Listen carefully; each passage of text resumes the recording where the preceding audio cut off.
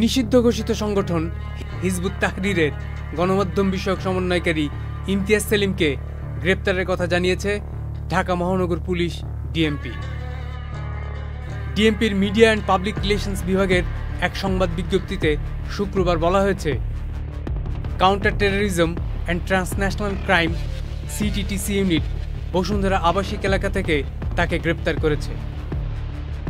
এতে বলা হয়েছে, ইমতিয়াজ সেলিমের বিরুদ্ধে রাজধানীর শাহবাগ থানায় সন্ত্রাস বিরোধী আইনে মামলা রয়েছে। এছাড়া পল্লবী ও খিলগাঁও থানায় আরও 2টি মামলা রয়েছে এবং তার বিরুদ্ধে আরও 3টি মামলা বিচারাধীন। 2009 সালে নিষিদ্ধ ঘোষণা করা হলেও দীর্ঘদিন ধরে গোপনে সাংগঠনিক কার্যক্রম চালিয়ে আসছিল সংগঠনটি। এরপর আবারও আলোচনায় আসে 5 আগস্ট আওয়ামী লীগ সরকারের পতনের পর। এমনকি বিবিসি বাংলাকে দেওয়া এক সাক্ষাৎকারে সংগঠনটির মিডিয়া সমন্বয়ক ইমতিয়াজ সেলিম দাবি করেছে, কোনো ব্যানার ব্যবহার না করলেও সরকার পতনের আন্দোলনের শুরু থেকেই তাদের কর্মীরা অংশ নেন।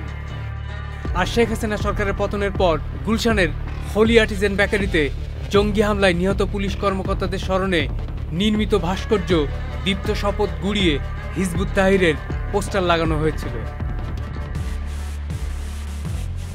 এমনকি গত 5 সেপ্টেম্বর স্বরাষ্ট্র মন্ত্রণালয়ের জননিরাপত্তা বিভাগে নিষেধাজ্ঞা প্রত্যাহারের আবেদন করার কথাও জানিয়েছে 2001 সালে বাংলাদেশে কার্যক্রম শুরু করা সংগঠনটি।